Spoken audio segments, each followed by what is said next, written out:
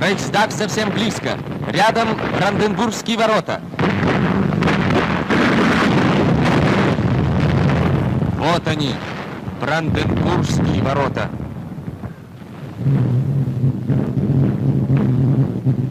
Место былых триумфов Фридрихов и Вильгельмов, королей прусских и императоров германских. Еще недавно барабанила здесь на весь мир дутая фашистская слава. С этим покончено. До Рейхстага всего 200 метров. Bueno compañeros, bueno compañeras, espero que se encuentren bien, que haya tema esta semana, día, tarde, noche, y también que se le haya pasado estas felices fiestas. Espero que hayan tenido una feliz Navidad y les deseo un próspero año nuevo. Y el día de hoy les vengo con su regalo de Día de Reyes, y esperemos que sea una pequeña tradición de cada año, que sea una tradición cada 6 de enero publicarles su regalo de Día de Reyes, como hijos de la revolución que estamos acá. Y el día de hoy estaba aquí meditando varias semanas, viendo videos, mensajes y todo eso, y me puse a pensar de cómo la historia es importante y llegar a una pregunta: ¿por qué la historia es importante? ¿O por qué la historia se vuelve fundamental para con nosotros? Fácil, ¿por qué la historia es importante? Para que lleguemos a un inicio. Estudiando me pongo a pensar. La historia ha sido parte fundamental para muchas ramas, ciencias, culturas y hasta religiones. ¿Cómo tenemos muchas religiones que se basan de la historia? ¿Cómo puede ser el Islam? El Islam tiene una gran historia, pero eso lo veremos en un futuro. Llegamos a una conclusión de que la historia es importante porque es el estudio, el análisis y superación del ser humano. Porque si tenemos conciencia o mente sobre la historia, aprenderemos de cómo ha sido el ser humano o de cómo han sido nuestros antepasados.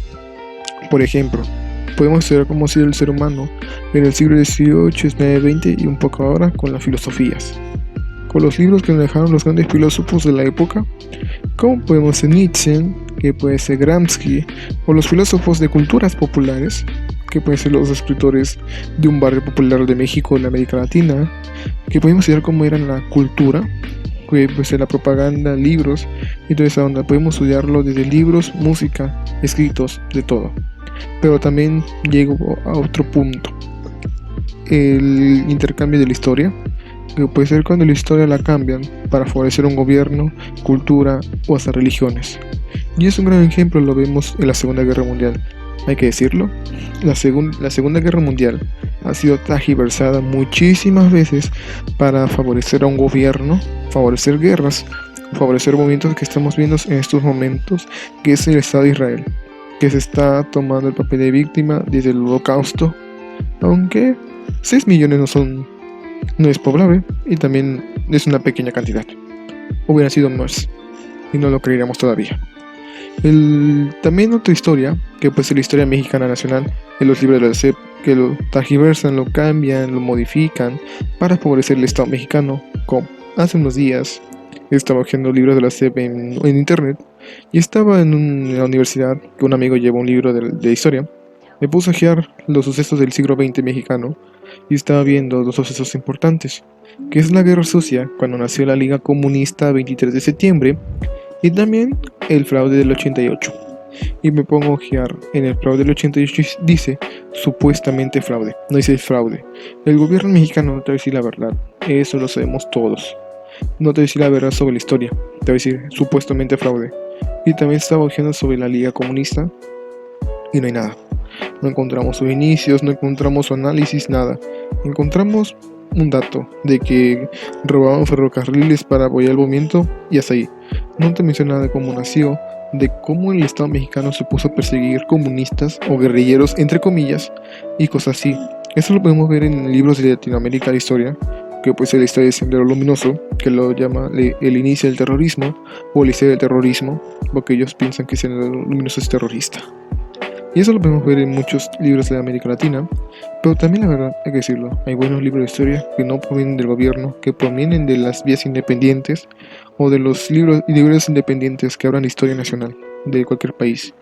Como podemos hablar sobre en España, que puede ser Pedro Varela, un gran escritor español, que me gusta cómo escribe. También aquí tenemos personas que han escrito cosas maravillosas sobre la historia nacional.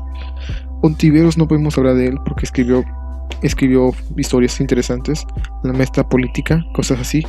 Tenemos a Rubén Salazar Mayet, un cualqueño que escribió cosas interesantes sobre el fascismo italiano y unas que otras cosas sobre la historia de México. Eso puede ser muy interesante porque pocas personas han escrito en un punto histórico hasta político sobre el fascismo en Italia, en México y cosas así. Así podemos encontrar muchos escritores en México como Taibo II, que ha escrito cosas sobre el Che, Madero, los hermanos Magón y cosas así. Son libros interesantes, pero también es importante y decir la verdad. Muchas personas no leen libros de historia porque se les parece aburrido o se les parece algo tonto. Y hay que recordar la frase que nos dicen todos los profesores de historia: el que no conoce su historia está condenado a repetirla. У всех сейчас только одна мысль, одно стремление — водрузить знамя победы над Рейхстагом.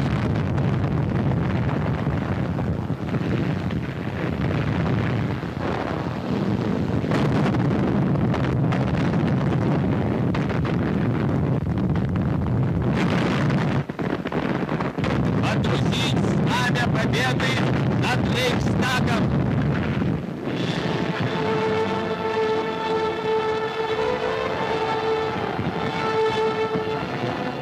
Водрузить знамя победы над Рейхстагом.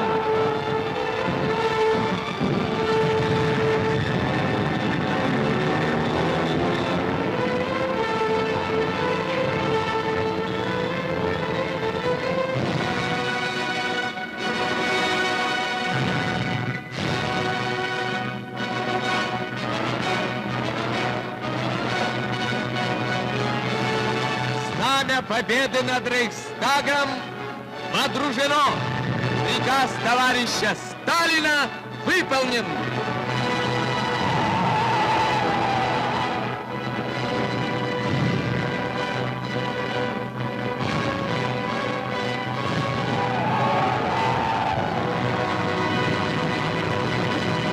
Y eso tiene un sentido, porque persona, niño, adulto, mayor, lo que sea, que no conozca su historia, que no conozca sus raíces, va a estar condenado de toda la vida, de generación a generación, repitiendo los sucesos de la historia, como por ejemplo, ¿qué pasa si en 2024 gana el PRI? ¿O qué pasa en las próximas elecciones del futuro? Gana Morena, gana el PRI. Vamos a repetir la historia en estos momentos, pero en el futuro. Eso no queremos cambiar esa historia. Porque la historia siempre va a ser cambiada cada día, cada minuto, cada segundo. La hacemos nosotros. Y en esos momentos estamos viviendo un proceso de la historia, que es el COVID-19, el cobicho. Estaremos viviendo esos momentos de la historia. Estaremos viendo de que el ser humano ha ido mejorándose cada día. Y lo comparamos, va a ser un gran ejemplo. La peste negra o la peste bubónica, veremos de cómo ha sido cambiado y veremos de cómo va a ser. A través de los años el ser humano ha tenido inmunidad o ha adquirido anticuerpos para diferentes enfermedades como la viruela. Pues tenemos inyecciones o vacunas, mejor dicho, de esas enfermedades, y esto va a ser en de 50 a 100 años con el COVID. Vamos a tener inmunidad cuando avance el ser humano a través de la generación a generación. También podemos ver esto en la rama de la política, porque la política ha tenido un cambio. Podemos estudiar, analizar y comprender lo básico sobre la política romana, porque ha sido base de la política internacional, porque Roma es la cuna de la política y Roma es la cuna del derecho, porque el derecho se basa de tantos años de estudio, análisis e inteligencia de los grandes filósofos romanos para poder crear leyes que conocemos actualmente, o que se basan de las leyes romanas, porque estudiamos y la mayoría de sus pueblos vienen en Roma o se basan en Roma, porque ellos fueron los grandes filósofos de la época. Eso lo podemos decir porque estudiamos la historia. O también podemos decir de que la filosofía viene de Grecia, porque estuvieron los grandes filósofos griegos, estuvieron todos ahí estudiando, como se dice, mamando la historia, mamando sabiduría, para tener idea de cómo es el ser humano. Tenemos muchas frases importantes de grandes filósofos, de que yo solo sé que no sé nada. Esa frase no la sabemos todos, de un gran filósofo. Y por eso es importante la historia. Porque conocemos los grandes avances del ser humano, conocemos las derrotas del ser humano, o conocemos las derrotas de los grandes militares, como Napoleón Bonaparte, cuando quiso invadir Rusia, pero muchos dicen que fue por el invierno. No, no fue el invierno. Entonces caeríamos en ese círculo de Hitler, de que perdió la Operación Barbarroja por el frío. No, si estudiamos la historia de la Segunda Guerra Mundial y la Operación Barbarroja invadiendo la Unión Soviética, veremos que Alemania estuvo ahí entre 4 a 8 inviernos. Veremos que estuvo en frío, en calor, pero más frío que calor. Y veremos que Alemania estuvo ahí. Y también Francia. Veremos cuántos inviernos tuvo que pasar Napoleón Bonaparte para poder estar ahí. Y veremos que fueron muchos. No fueron 2 ni 1. Fueron más de 4 hasta 8. En cualquiera de las 2 guerras que ha tenido Rusia. Y también lo veremos aquí en México, que tergiversa la historia. Y un suceso importante que me acuerdo es que cuando entramos a la Segunda Guerra Mundial, cuando derribaron los 2 barcos petroleros, creo, no me acuerdo, eran pesqueros, no me acuerdo bien. Todos nos acordamos de los 2 barcos que derribaron. Literalmente esos 2 barcos era un portugués y un italiano. Y lo que hizo el Estado mexicano fue quitárselos sus dueños y nacionalizarlos, mejor, entre comillas, porque no me acuerdo bien de la palabra. Lo nacionalizaron. Y lo que hizo fue Portugal, creo que Portugal e Italia, no me acuerdo bien, fueron de mandarle cartas al Estado mexicano para decirles: hey, danos nuestros barcos, son nuestros, no son tuyos. Estaba en un área internacional. Y Cárdenas respondió, no me acuerdo quién era, que respondió, se me olvidó el nombre. Dijo, no, es nuestro, ya son de nosotros porque estaban en territorio mexicano. Y lo que tuvo que hacer Italia fue atacar. En sí no atacaron, en sí, como se dice, que han dicho muchos historiadores, que se autoatacó México, lo digo entre comillas porque no sé decirlo bien, se autoatacó y así entró la guerra, y entró a base de los aliados. Y esto podemos hablar muchas cosas sobre la historia, porque la historia ha sido fundamental para nosotros. La historia se vuelve una parte fundamental para el mexicano, porque lo estamos viviendo. Habrá de historia, nos llevaremos días, meses, hasta años, nos llevaríamos libros, nos llevaríamos novelas para entender la historia. Porque la historia no se estudia de noche y de día, se estudia todos los días hasta entender una conclusión, o una conclusión entre comillas, porque la historia nunca termina, tiene un fin pero nunca un final. La historia se vuelve importante para nosotros, para cada uno de nosotros, porque estudiamos el proceso del ser humano. El ser humano se vuelve parte fundamental para nosotros, y se vuelve fundamental para cada mañana. Y para concluir, decir, la historia es fundamental para poder seguir creciendo como persona, para seguir creciendo como ser humano, o mejor dicho, para seguir creciendo fundamentalmente, espiritualmente, en conocimiento, en sabiduría, para entender cómo ha nacido nuestro mundo, cómo ha nacido este lugar que llamamos Tierra, México, Perú, Nicaragua, El Salvador, o lo que sea, donde se encuentren. ¿Por qué decirlo?